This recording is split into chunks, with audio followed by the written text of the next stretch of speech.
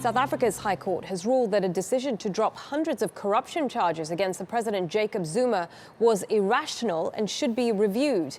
The decision to set aside the charges in 2009 allowed Zuma to run for president. It's not yet clear whether Zuma will appeal Friday's court ruling, which is considered a recommendation to prosecutors.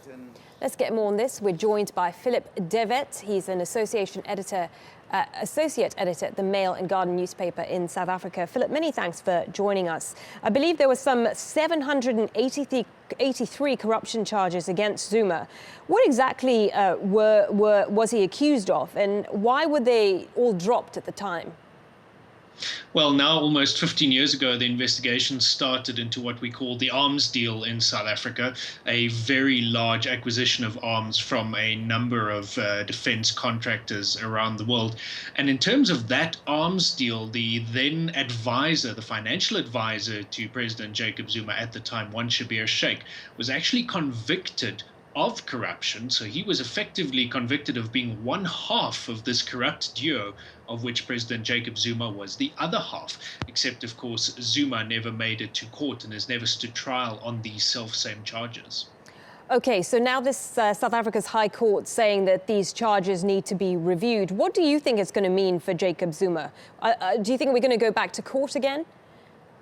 Well, Jacob Zuma will definitely appeal this ruling, and we are quite confident that at least the Constitutional Court, he has two possible courts that he can appeal to, at least one of those will almost certainly pick up the appeal. So from a legal point of view, he still has ammunition, he has cards up his sleeve. Politically, though, he is in a very difficult position. Only weeks ago, the Constitutional Court ruled that he had, in effect, not done his duty to the Constitution on a completely different matter. That already put him under pressure within the ANC. There's also this issue of state capture, with the allegations that the president is effectively in the pocket of certain business people. And on top of that, he now stands potentially to be put on trial for criminal charges as head of state. We are possibly looking at least a minor constitutional crisis in that regard. He did, though, recently escape an impeachment attempt after being found to have used millions of dollars of state funds to essentially update his own house. I mean, he seems to have a history of, I think it'd be fair to say, being able to get away with things. How do you think he is doing that? And do you think potentially it could happen again?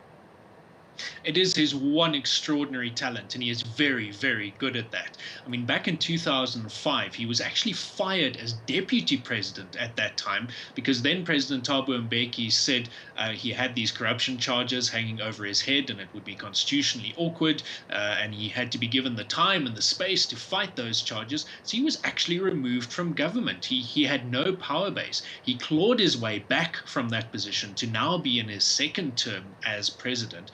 And it really doesn't look like he's going anywhere. He has a great deal of support within the African National Congress. He seems to have a still continuing large mandate from the voters of South Africa. And it does look like he might just weather this storm too. But it's just absolutely extraordinary that, as you say, that he has the support of his party, the ANC. But what I find extraordinary is you know, this is all being... It's all kind of obvious what is happening. It's in the newspapers and so on. How is it that the public are allowing this to happen?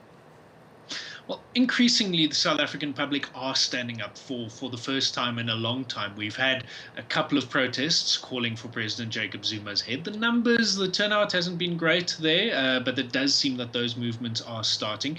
Perhaps more importantly, we are coming up to local government elections scheduled for August in South Africa. And those elections are key. There are a couple of large cities where it looks as if the ANC may lose power for the first time since democracy. That'll be a key moment for the party, and we think that possibly those within the ANC, and there are many within the ANC who see President Jacob Zuma as a millstone around their neck, who would like to see him go. We think that they may use the loss of certain key metro areas as the final excuse to try and unseat him. Okay, Philip, really interesting to talk to you. Philip de Wet there, associate editor at the Mail and Guardian newspaper in South Africa.